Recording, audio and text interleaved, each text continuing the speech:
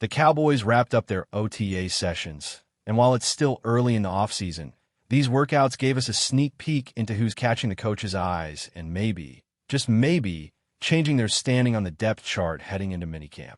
There's no doubt that these sessions are non-contact. There's no real hitting, and everything is done in shorts and helmets. Still, every rep, every lineup decision, every player who steps up or steps aside, it all matters, even in May and June. And one of the first guys who made his mark was Kaiir Elam. The former first-round pick is trying to reboot his career in Dallas after things didn't work out in Buffalo the way many expected. It's hard not to notice how often his name popped up in OTA reports. Media members who were present consistently mentioned his past breakups and tight coverage during drills. He didn't just have one good day, he stacked them. In a secondary that's still trying to figure out who will start where, that consistency goes a long way. With questions surrounding Trayvon Diggs' recovery and the overall status of the cornerback group, Elam's emergence could not have come at a better time. It's possible he finds himself starting on the outside while Darren Bland moves around, potentially even playing inside. Elam might have just earned himself a real shot at a starting role, at least early in the season. A fresh environment and a defensive staff that seems to believe in him might be all he needed to get back on track. Speaking of players who look to be making the most of their opportunities, how about the linebacker group? Right now, Jack Sanborn and Kenneth Murray are running with the ones, and from all indications, they've put some distance between themselves and others like Marist Liufau. Sanborn came over from Chicago, while Murray was acquired in a trade with Tennessee, and both appear to be adapting well to their new surroundings. Sanborn's football IQ and consistent tackling have always been his calling cards, and now he's getting a chance to prove he belongs in a starting role. Meanwhile, Murray's athleticism is flashing, and the coaching staff is already considering giving him green dot responsibilities, the kind of role reserved for the defensive signal caller. With DeMarvion Overshown still working his way back from injury, it's a big window for these two to solidify their spots. It's still early, but both are taking advantage of the reps and trust that the new defensive staff is offering. Now let's shift the focus to the most important position on the field, quarterback. Dak Prescott was a full participant during OTAs, and while he's not cleared for contact because, let's be honest, nobody's hitting anyone anyway, he looked fluid, mobile, and in full control. After a few seasons where health concerns have limited his availability, just seeing him out there moving without limitations is a win. Off the field, he also welcomed the birth of his second daughter, which is the kind of life moment that can bring a whole new perspective to a player.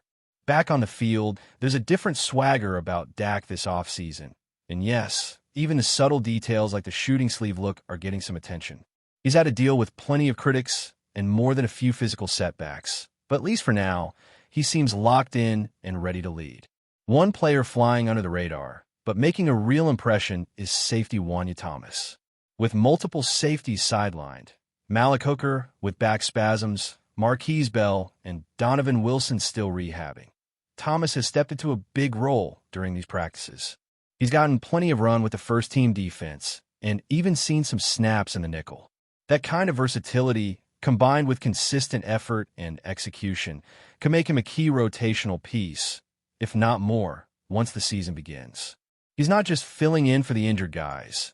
He's making a legitimate case for more snaps, regardless of who's healthy. The offensive line, always a focal point in Dallas, had some buzz too.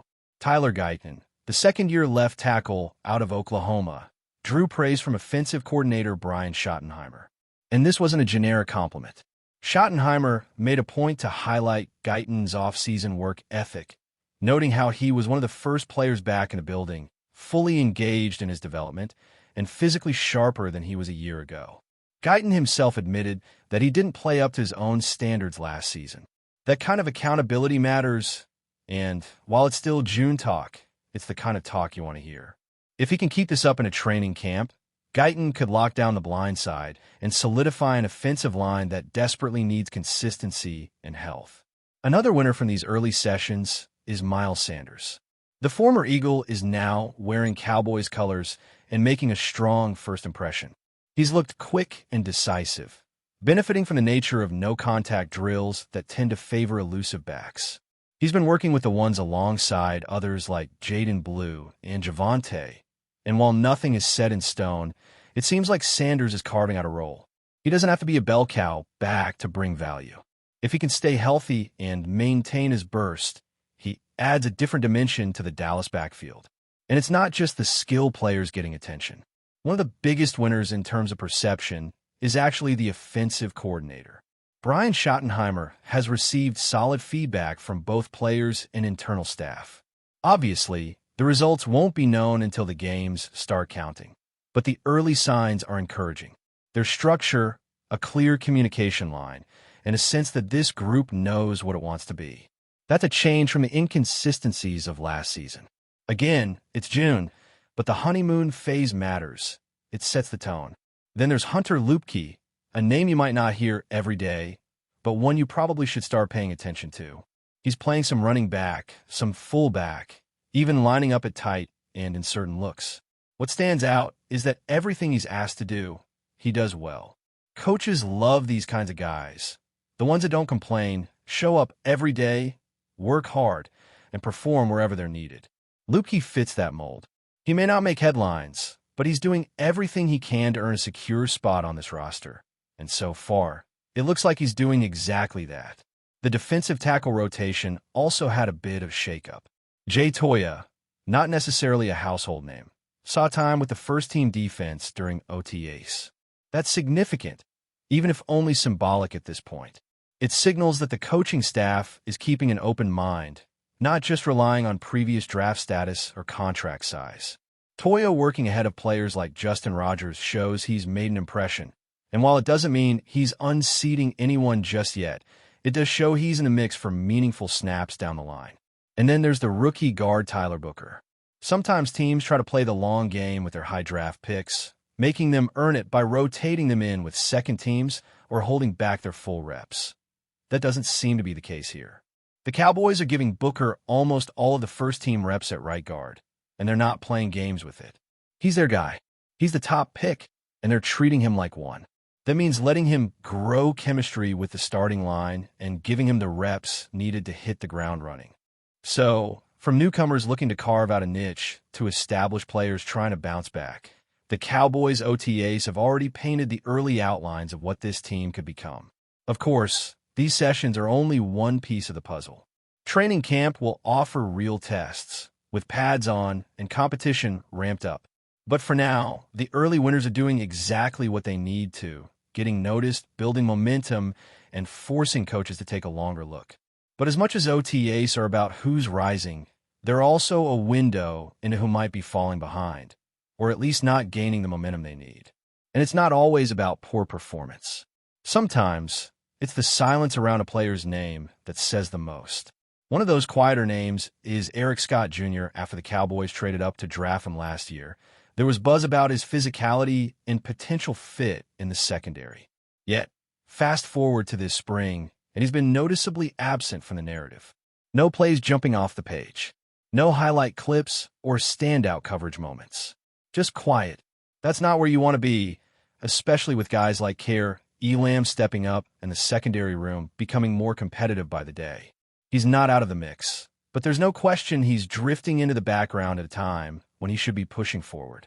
Another name that started to fade a bit is Viliami Fehoko.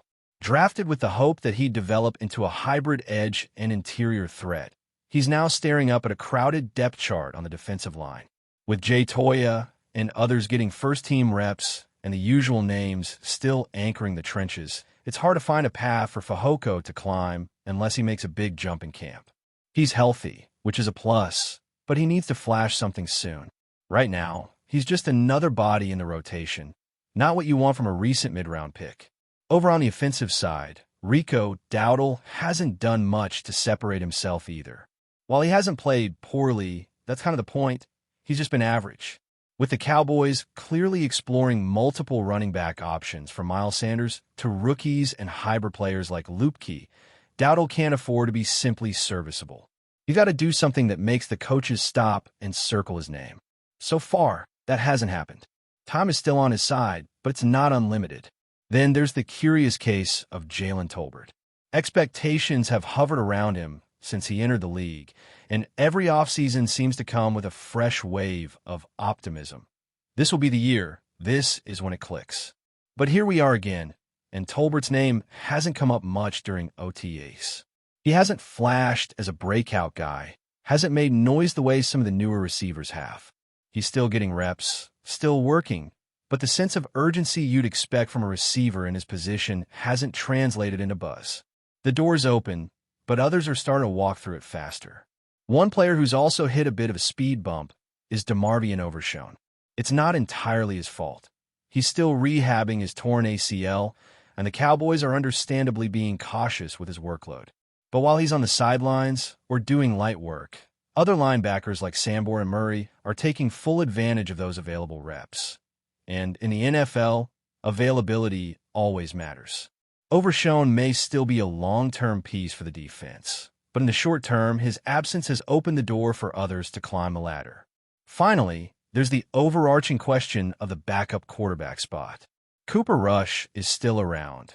Trey Lance is still generating intrigue, but neither has done much to change the hierarchy or to truly lock in the job behind Dak. Lance, in particular, is a fascinating case. He's got all the traits you'd want from a developmental guy. Arm strength, mobility, a high ceiling, but he still looks raw. He's not making glaring mistakes, but he's not making the plays that make you sit up and say, that's why they brought him here. And in this league, where even the backup quarterback matters, the Cowboys need more than traits. They need results, even in practice. So for every early riser making a name for himself, there's another player either stuck in neutral or sliding down quietly. OTAs aren't the final word by any means. They're snapshots, not conclusions. But momentum matters, and right now, a handful of players are leaving these sessions with less of it than they'd probably hoped. The real test will come in camp, with pads on and reps ramped up. But the foundation has been laid, for better or worse. But before we continue, don't forget to subscribe to our channel and give this video a like. Your support helps us keep bringing you the latest updates on the Dallas Cowboys. Feel free to share your thoughts on the news in the comments as well. In what's quickly becoming one of the offseason's most talked about locker room rumors, whispers are growing louder out of Dallas that Cowboys offensive coordinator Brian Schottenheimer may have taken an unexpected hardline stance, allegedly expelling defensive lineman OSA ODIGHIZUWA from the team following a reported controversial act behind closed doors. While no official statement has been released by the organization, multiple sources close to the team suggest that tensions between Schottenheimer and ODIGHIZUWA have been simmering for weeks, possibly stemming from internal disagreements during OTA sessions. Some insiders claim the rift may have reached a boiling point after what one anonymous player described as a polarizing and confrontational moment involving ODIGHIZUWA, though the specifics of the incident remain tightly under wraps. The most surprising part?